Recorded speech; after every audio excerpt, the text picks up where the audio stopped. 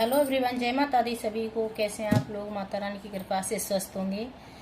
तो मैं आपको बहुत अच्छा वीडियो लेके आई हूँ और वीडियो बहुत अच्छा है कि ये 5 चीज़ों के ऊपर है कि हमको नहीं पता होता है कि हमें हमें क्या क्या घर के अंदर करना चाहिए। घर के 5 नियम हैं। तो ये माता लक्ष्मी को आमंत्रित करने के लिए, हमें माता लक्ष्मी का जैसे ध्यान रखने के लिए किन किन बातों का ध्यान रखना है, उसके लिए ये वीडियो है। तो आपको हमें क्या करना चाहिए जो माता लक्ष्मी हमसे प्रसन्न रहे हमेशा और हमारे घर में कभी दरिद्रता का वास ना हो। ये 5 नियम क्या क्या होने वाले हैं तो आप जान सकते हैं। तो करना क्या है, हमें जो हमारे घर की जो महिला होती हैं, लेडीज होती हैं, उनको कभी भी बाहर जो मेन गेट होता है उसके बाहर कभी भी खड़ा नहीं होना चाहिए। ज़्यादा देर तक, थोड़ी देर के लिए चल सकता है पर ज़्यादा देर तक उनको खड़ा नहीं होना चाहिए। सबसे पहला पॉइंट यही है, जो हमारी घर की जो महिलाएं होती हैं उनको बाहर कभी भी ज़्यादा देर तक खड़ा नहीं होना चाहिए। दूसरा मेरा पॉइंट है कि हमें घर की जो चौखट होती है मेन गेट की, उस पे चौखट कोई भी हो किसी पे नहीं बैठना चाहिए और ये हर किसी सदस्य को भी नहीं बैठना चाहिए और खासकर लेडीजों को तो कभी भी नहीं बैठना चाहिए, क्योंकि उस दहलीज पे जो देहरी बोलते हैं, चौखट बोलते हैं, उस पे देवताओं का भी वास होता है और वो नरसिंह भगवान का स्थान है। जो चौखट है वह नरसिंह भगवान का स्थान है, उस पर हमें कभी भूल कर भी नहीं बैठना चाहिए, जो हमारी मेन चौखट होती है। तो तीसरा मेरा पॉइंट है कि हमें कभी भी अपने घर की झाड़ू किसी के सामने नहीं रखनी चाहिए और खड़ी करके कभी भी नहीं रखनी चाहिए। तो जैसे खासकर जो झाड़ू है हमारी, हम कहीं भी पटक देते हैं, इधर उधर डाल देते हैं, ऐसा नहीं करना है, क्योंकि झाड़ू ही हमारी लक्ष्मी का रूप होती है। क्योंकि सारी जो गंदगी है वो झाड़ू ही निकालती है। तो हमें उसको अच्छे से सहेज के रखना है। किस प्रकार से रखना है, उसको कभी भी खड़ा नहीं रखना है। झाड़ू को खड़ा रख देते हैं बहुत लोग, उसको खड़ा नहीं रखना है। और मेन चीज, उसको किसी की दृष्टि ना पड़े उस पे, उसको हमें छुपा के रखना है झाड़ू को। और मेरा चौथा पॉइंट है कि जो हम खाना खाते हैं जिन बर्तनों में है, तो उन बर्तनों में कभी भी टूटा फूटा नहीं होना चाहिए। टूटे फूटे बर्तनों में हमें कभी खाना नहीं बनाना चाहिए, उससे हमें दरिद्रता का वास होता है। माता लक्ष्मी हमसे रुष्ट होती हैं। तो कभी भी ये काम हमको भूल कर भी नहीं करना चाहिए। अगर हमारे घर में टूट फूटे बर्तन हैं तो उनको जाके चेंज करके नए ला सकते हैं, या हमें टाइम नहीं है, हमारे पास टूटे फूटे बर्तन हैं तो स्टोरेज करके कहीं भी रख सकते हैं, जब टाइम मिले उसको रिटर्न करके नया लेके आ सकते हैं। आप इस प्रकार से कर सकते हैं। पर बहुत लोगों को देखा है, टूटे थाली है, टूटे जैसे कटोरा, ग्लास, जो भी चम्मच कुछ भी होता है, उससे ही खाना खाने लग जाते हैं।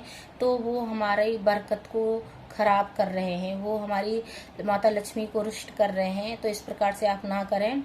और हमें सबसे जो मेन काम है हमारा चौथा, हमें क्या करना चाहिए, जो मेन गेट होता है, सबसे जो मेन गेट होता है, एंट्रेंस होती है हमारी, जहाँ से हम आना जाना होता है, तो वहाँ से हर इंसान आने जाने का काम करता है। पता नहीं किसकी दृष्टि कैसी है, किस प्रकार से वो आते हैं। वो जैसे हमारे घर को देख के हर किसी का मन होता है, इसके घर में ये चीज़ है, इसके घर में ये चीज़ है, हमारे में ये चीज़ नहीं है। तो बहुत लोगों का दृष्टि थोड़ा नज़र का होता है। तो जैसे मेन गेट जो होता है उसके साइड में ही हमें एक शीशा मतलब दर्पण लगा लेना चाहिए। तो जब वो घुसे उसकी दृष्टि उस शीशे पे पड़े, तो क्या बोलते हैं कि शीशा जो दर्पण में जो दृष्टि जाती है तो वो नज़र दोष को दूर करती है। तो इस प्रकार से भी हम कर सकते हैं। अगर आपको पता है कि हमारे घर को बार बार नज़र लग रही है किसी की, वो हमारी चीज़ों को देख के मतलब नेगेटिव मतलब लोगों को फील होती है, हमको भी फील हो रहा है।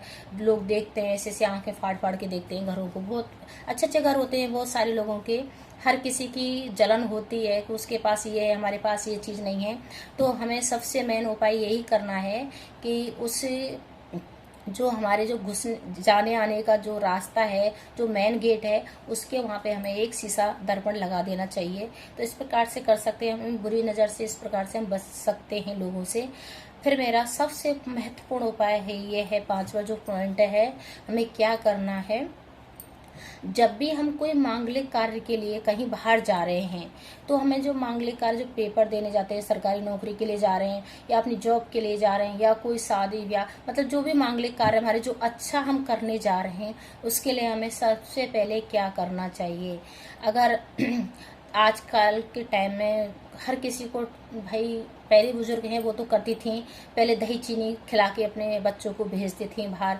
आज के टाइम में नहीं कर पाती हैं लेडीज, करना भी नहीं चाहती है, मैं तो यही बोलूँगी नहीं करना चाहती हैं। अगर आपका हस्बैंड कहीं मीटिंग के लिए जा रहा है या कहीं के अच्छे कार्य के लिए जा रहे हैं, आपके बच्चे पेपर के देने के लिए जा रहे हैं या किसी अच्छी चीज़ के लिए जा रहे हैं, तो आपको सबसे पहले या तो आपके घर में दुर्वा है, जो दूब होती है, उसको छुआ के भेज दें। अगर भाई आपको खीर और दही का ज़्यादा वो लग रहा है, और स्पर्श कराएं, दही का स्पर्श कराएं हैं, और घृत का स्पर्श कराएं, जल के घड़े का स्पर्श करा सकते हैं आप।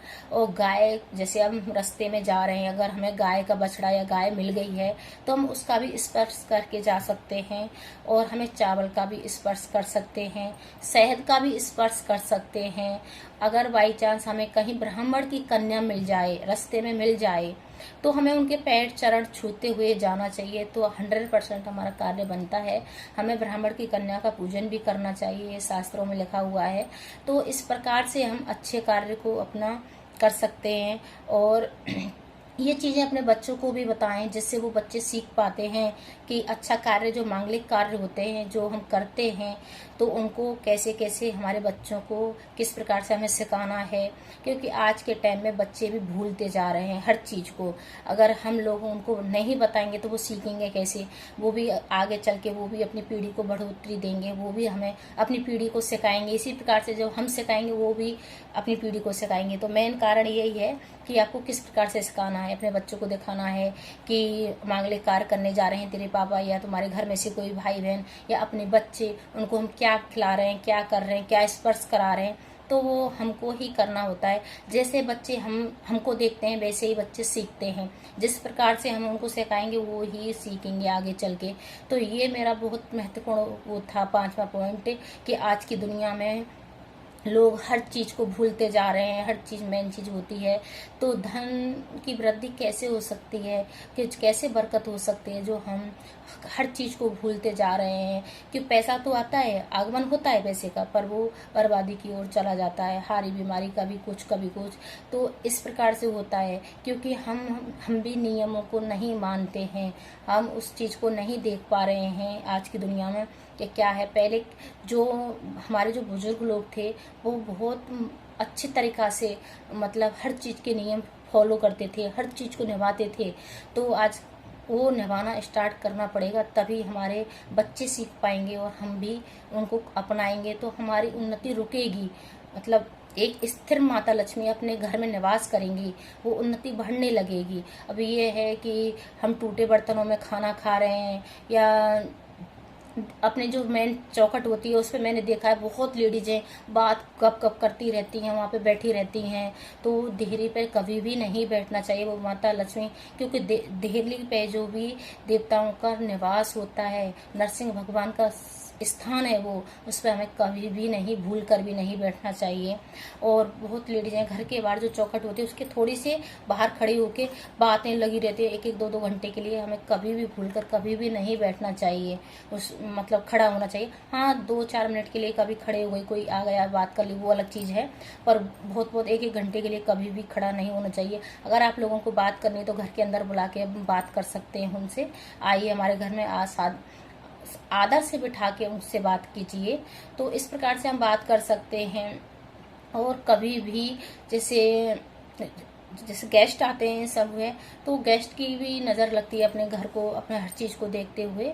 तो उसका सबसे मैंने दर्पण का तो वो लगा सकते हैं अपने घर में। अब किसी को लग रहा है कि मेरे घर को बार बार नज़र लग रही है, ये सबसे अच्छा उपाय है ज़िंदगी में दर्पण का। तो बहुत लोगों के घरों में आपने देखा होगा कि जैसे हम घुसते ही जो एंट्री करते हैं किसी के घर में, तो दर्पण दिखता है, क्योंकि हमारी दृष्टि उस दर्पण पे पड़ती है।